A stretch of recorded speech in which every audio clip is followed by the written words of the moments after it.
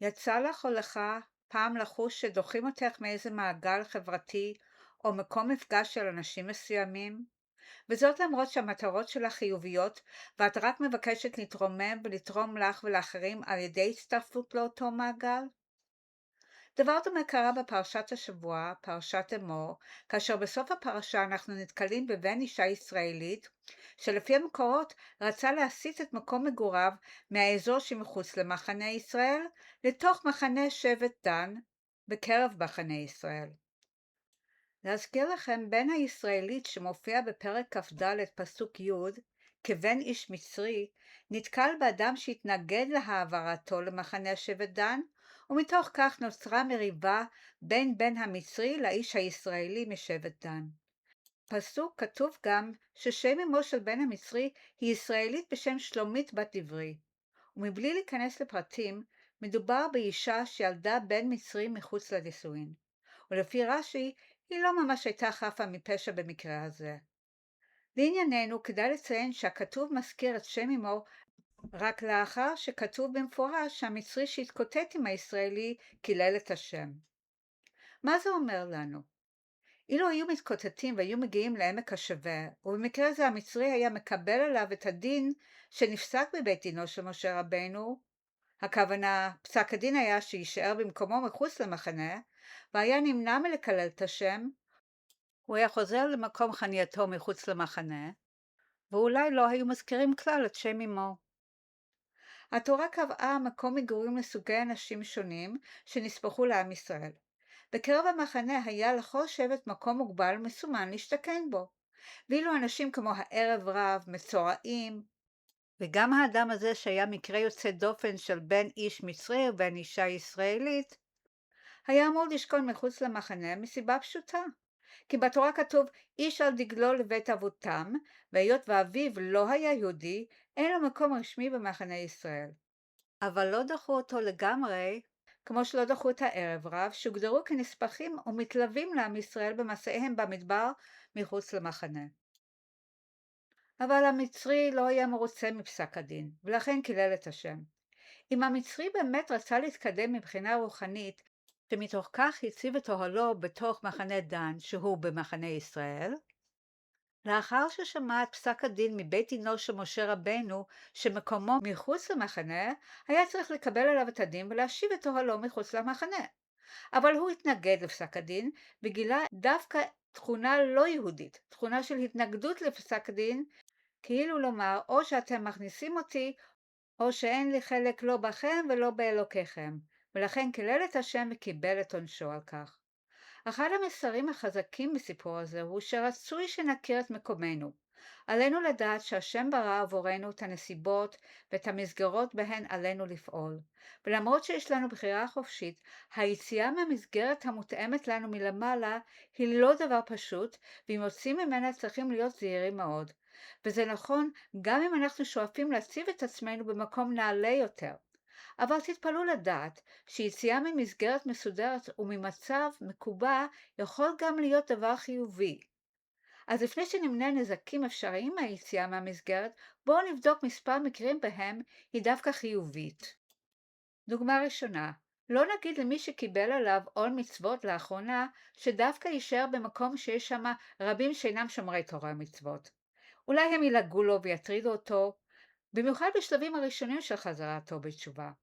ולכן יפרוס את הגבולות הפיזיות שלו, ומתאים דווקא לו שיעבור לפחות זמנית למקום אחר, בו יוכל להתקדם ולהתחזק בדרך החדשה שאימץ לעצמו. אבל רצוי שיתקדם תוך הדרכה משלב לשלב, ולא ינסה לקבל על עצמו יותר מדי דברים בבת אחת. דוגמה נוספת שבה אנחנו דווקא מעודדים שתצא מהמסגרת, הוא מקרה שבו מישהו מכיר אותך כבעל יכולת וכישרונות נעלים, והוא חש שאינך ממצה את עצמך. ברור שמדובר בידיד או מחנך, ובטוח במי שאכפת לו ממך. ועל זה כתוב בספר היומיום, שהוא ספר עם פתגמי התנהגות ראויים, שנערך על ידי הרבי מלובביץ', שהוא מחולק בימי השנה. והנה מה שכתוב שם לגבי תאריך כ"ה ניסן. העבודה היא בכל אדם לפי מהותו ומעלתו. מי שיש בידו לנקוב מרגליות או ללטוש אבנים טובות ועוסק בעבודת מלאכת אפיית לחם, הגם שהיא עבודה ומלאכה נצרכת מאוד, הכוונה אפיית לחם, בכל זאת לחטא יחשב לאיש ההוא. כי זה מוריד מערכו ועוסק בדברים פחותי ערך לעומת הרמה השכלית או כישרונות שיש לו. דוגמה נוספת למי שכדאי לפרוץ אצלם את הגבולות, בא לידי ביטוי בילדים ומתבגרים שלגביהם מאוד חשוב לשים את הדגש על העובדה שהמעמד שלהם עדיין לא נקבע בצורה ברורה. נערים ונערות מאוד מושפעים ממה שאומרים עליהם, הן בחברה והן על ידי המבוגרים הנחשבים שבסביבתם. או כמו שאומרים, מספיק שמבוגר חשוב אחד ייתן אמון בילד כדי שהילד יוכל לממש את יכולותיו, וההפך הוא גם נכון. מסופר על מורה שבאספת מורים אחת טעתה ואמרה לאמה שישבה מולה שהבת שלה מאוד מוצלחת ומאוד נהנים ממנה בכיתה. האמא שנראתה קצת מופתעת אמרה, הכל בזכות המורה.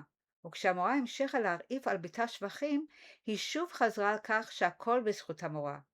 המורה הופתעה אבל חשבה שזה מבטא צניעות והכרת הטוב, למרות שידעה שהתלמידה המדוברת היא מוכשרת דייה ומגיעה להישגים נאים גם בלי עזרת המורה. התברר אבל שהמורה הרעיפה שבחים על האמא הלא נכונה. מדובר היה בתלמידה אחרת. היו שתי תלמידות עם שמות דומים, והאמא שנכנסה ראשונה הייתה אמא של תלמידה חלשה שזלזלה בלימודים והגיעה להישגים נמוכים מאוד. ואילו המורה חשבה שמדובר באמא של התלמידה האחרת, החרוצה, שהיה לה שם דומה. לאחר שטעות התגלתה, המורה שוחחה עם האמא של הבת הטובה באמת, היא נתנה לה כמובן את המחמאות המתאימות לבת שלה, ורק חשבה איזה מכשול יצא מתוך כך שאמרה דברים חיוביים על בת חלשה בלימודים ולוקה בהתנהגות גרועה בכיתה. להפתעת הנוגעים בדבר אבל, דווקא טעות זו נתגלתה כמקור מפתיע לקידום הילדה החלשה, כי כשהאמא של הבת החלשה חזרה לבית והרעיפה על הבת מחמאות בגלל הדיווח החיובי שקיבלה בטעות מהמורה, הבת חשבה לעצמה, וואו, אם המורה חושבת ככה עליי, באמת כדאי שאשתפר. ואז היא לקחה את עצמה לידיים והחלה להשקיע בלימודים, שהביא גם לשיפור משמעותי בהתנהגות שלה. כך שבסוף שנת הלימודים היה קשה להכיר שמדובר באותה תלמידה. אז במקרה זה, אפילו דחיפה לא מכוונת עזרה לתלמידה לפרוץ גבולות ולפרוח. ועכשיו, לאחר סקירה קצרה של מקרים שבהם רצוי לפרוץ את המסגרת ולהתקדם מבחינה רוחנית, נזכיר מקרים שבהם כדאי להיזהר מפריצה, ובמיוחד מפריצה קיצונית לכיוון שונה.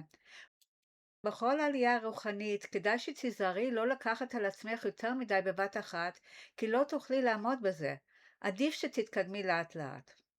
היה בחור שנשר מישיבה והחל לעבוד, וביחד עם עזיבת הישיבה, חלה בו גם הידרדרות בקיום מצוות. אבל לאחר כמה זמן הפריע לו העובדה שזנח לגמרי את הלימוד, ולכן הביע את הדאגה שלו בפני הרבי מלובביץ', והרבי אמר לו שהמשיך לעבוד, אבל שיקדיש מספר דקות ביום ללימוד משהו קצר מהתורה. לאחר כמה זמן, שהרגיל את עצמו ללמוד קצת בכל יום, שזה באמת היה מאוד קצת לעומת מה שלמדו בישיבה, הוא ביקש מהרבי אישור ללמוד מספר דקות נוספות ביום, כי איננו מגיע למכסה ספירה של פסוקים שמדברים על עניין שלם. הרבי בקושי הסכים לבקשתו זו, אבל הסכים, וככה כשהיה מבקש מדי פעם עוד דקות ללימוד, הוא הוסיף לאט לאט את מכסת הלימוד שלו, באופן שלמד כשעה או שעתיים בכל ערב. הסוף לא היה שהופך להיות לא ראש ישיבה, לא תלמיד חכם או מגיד שיעור, לא ולא, הוא נשאר שכיר, עבד לפרנסתו, אבל בכל ערב היה לומד כמה זמן, ומכיוון שדווקא לימוד זה קיבל על עצמו ברצון, זה סייע לו להתקדם במצבו הרוחני הכללי, ובהקפדה על קיום מצוות, בתפילה במניין, ונמנה כאדם מן השורה בקהילה לאחר שהקים בית בישראל, והיה משתתף בכל ענייני הקהילה שאליה חש שייכות בצורה מושלמת. כשמדברים על פריצה מחוץ למסגרת הקיימת, כדאי שנשים לב לכמה כללים שרצוי שנפעל לפיהם. דבר ראשון, כדאי שמישהו שמכיר אותך ורוצה בטובתך יאשר את מה שאתה עושה. דבר שני, אם הדבר הנוסף שאתה מקבל על עצמך מוריד משמחת החיים שלך, משמע שאתה עדיין לא מוכן לדבר הזה, כי קיום תורה ומצוות צריך להיות בשמחה ובחשק. ובעניין התאמה למסגרת העבודה ובמה לשים את הדגש, מספרים על הרב אריה לוין.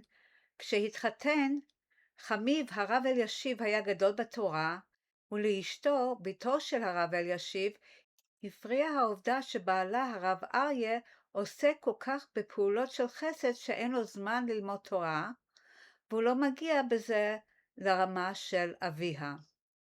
הציע הרב אריה שילכו שניהם, הוא ואשתו, לאביה וישאל אותו בפניה אם כדאי שיפחית בפעולות החסד שלו וללמוד יותר תורה. ענה לו הרב אלישיב, יש לי מסורת שקיבלתי מדור לדור, שאם אדם פועל בעניין רוחני ורואה בו הצלחה, זה בדיוק מה שהשם רוצה שיעשה. תמשיך לעסוק בפעולותיך הברוכות. רק אזכיר שבין שאר פעולות החסד שעשה, רבי אריה שנקרא אבי האסירים, היה מבקר ופועל למען האסירים היהודים שפעלו במחתרת ונתפסו על ידי המשטרה בזמן שהבריטים שלטו בארץ. ולסיכום, כדאי שתדע שאם יש לך בראש דמות של אדם שהיית רוצה להיות כמוהו, חשוב שתהיה מודע לעובדה שהשם לא רוצה כפיל שלו. הוא רוצה אותך כפי שאתה, את האישיות שלך עם המגבלות והאילוצים של הסביבה, עם המשפחה שלך והכוחות שלך. הוא מעוניין בך, וכל מה שנשאר לך לעשות הוא לקבל את המציאות כפי שהיא, ותנסה להתקדם בה בקצב שלך ומתוך שמחה.